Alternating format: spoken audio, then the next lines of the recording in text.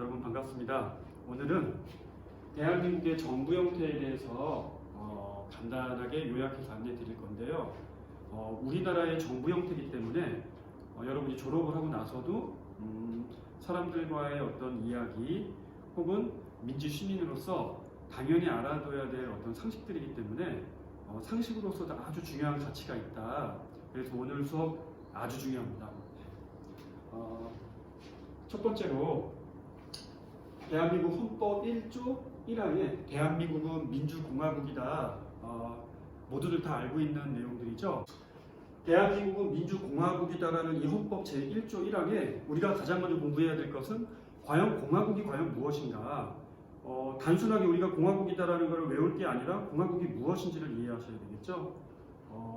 그 유래와 어원을 먼저 말씀드리면 주나라 때, 즉 중국의 아주 오래전의 나라죠. 하은주, 춘추 전국시대, 진한, 수당송, 원명청 제가 이렇게 외우고 있었는데 그 중에 춘추 전국시대 이전 그 주나라, 봉건제도로 유명했던 그 주나라에서 왕이 없었던 일시적인 시기를 공화의 시기라고 산화철의 사기에서 언급을 하면서 공화는 왕이 없는 평화로운 시기, 왕이 없는 그런 정치 체제 이런 것들을 우리가 알고 있다가 유럽에서 리퍼블릭이라는 공화국이라는 단어를 한자로 번역을 할 때 뭐라고 번역하면 좋을까 고민을 하다가 아마 일본 학자들이 이렇게 번역을 한 걸로 알고 있어요. 그래서 리퍼블릭을 무엇으로 공화국이라는 말로 번역을 하면 적당하겠다. 그래서 공화국이라는 말이 나왔고 물론 리퍼블릭이라는 것은 레스 퍼블리카라는 로마, 즉 라틴어에서 온 단어겠죠. 그래서 이 공화국이다라는 것을 여러분이 일단 그 어원을 이해하신 후에 두 번째, 여러분들은 국채와 정체라는 개념을 꼭 좀 알아두시면 도움이 될 거예요. 물론 이 부분은 제가 시험에 내지는 않을 텐데 그래도 꼭 알아두시기 바라요. 왜냐하면 정치를 공부한 학생들은 대한민국의 국채가 무엇이냐, 대한민국의 정체가 무엇이냐 이런 얘기를 물어볼 때가 있어요. 이때 그게 무슨 말이야 라고 얘기하면 정치의 기본기가 아직 탄탄하지 않은 학생이라고 볼 수 있어서 대한민국의 국채가 무엇이냐고 물어보면 여러분들은 이렇게 분류하시면 돼요. 국채라는 것은 주권의 소재가 누구에게 있냐는 것을 물어보는 거기 때문에 주권의 소재가 군주국, 즉 왕에게 있으면 군주국이라고 볼 수 있고요. 왕국. 더불어 그 주권의 소재가 국민들에게 모두 나눠져 있으면 공화국이다. 이렇게 나눈다. 그래서 대한민국의 국채는 무엇이다? 공화국이다라고 얘기하시면 됩니다. 반면에 정체가 무엇이냐? 이때의 정자라는 것은 여러분 이걸 얘기하겠죠?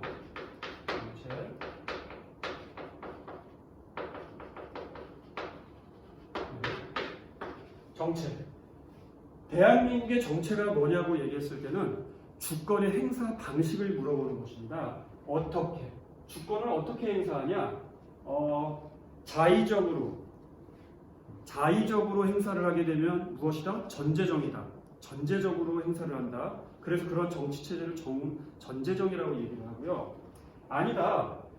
자의적으로 전제적으로 하지 않고 헌법에 입각해서 주권을 행사한다 하면 입헌적이다.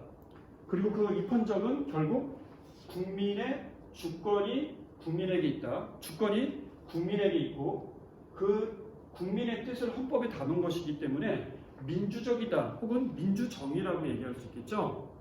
그래서 대한민국은 민주공화국이다라고 했을 때 대한민국의 국채는 무엇이고 공화정이고 대한민국의 정체는 입헌 혹은 민주다 이렇게 얘기하시면 된다. 그래서 대한민국의 정체는 민주고 대한민국의 국채는 공화정이다. 이렇게 얘기할 수 있을까요? 예, 아주 중요한 얘기입니다. 여러분의 실력이 많이 올라갔을 거라는 생각이 들고요. 두 번째로 대한민국의 정부 형태를 공부하기 위해서는 9, 6, 5를 잘 기억해 두시면 돼요. 여러분들이 복잡한 이 헌법의 개정 과정 그리고 공화국의 변천 과정 이런 것들을 일일이 다 외우기가 어려울 것 같지만 굉장히 쉽게 제가 구조화시켜서 안내 드리도록 할 거예요. 다음으로 여러분은 965라는 숫자를 기억하시면 됩니다. 이 부분의 내용들이 헌법의 개정 과정, 대한민국의 1공화국부터 6공화국까지의 어떤 그 변천 과정, 그리고 우리나라의 의원 내각제적 요소 5가지를 여러분들이 체계적으로 공부를 하셔야 되는데요. 양이 굉장히 많게 느껴질 수 있어요. 그런데 제가 아주 간단하게 저만의 팁으로 구조화를 시켜드릴 거니까 걱정은 하지 않으셔도 될 것 같습니다.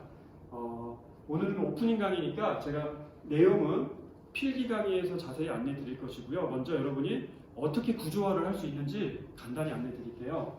대한민국은 1948년 7월 12일에 헌법을 만들었고요. 그리고 7월 17일 날 공포했겠죠. 그래서 제헌절이 7월 17일이라는 거는 알고 계실 거고, 몇 차례의 헌법 개정이 있었다? 9차례의 개정이 있었다. 근데 이때 이것을 이렇게 나누시면 좋아요. 두 개씩 이렇게 나누셔서 1, 2차 헌법 개정 때의 그 공화국을 1공화국이라고 하고요. 3, 4차 개정을 2공화국, 5, 6차를 3공화국, 7차 4공화국, 8차 5공화국, 9차 개정 6공화국 이렇게 진행이 되고 있다. 이렇게 외우시면 일단 암기하기가 좀 좋습니다. 물론 공화국이라는 것은 단순히 헌법을 개정했다는 개념은 아니고 한 나라의 통치 체제에 커다란 변화가 있을 때 기존의 통치 체제와 구별되는 그 큰 획을 우리는 하나의 공화국이라고 지칭을 하고 있고요. 1공화국일 때 두 차례의 헌법 개정이 있었고요.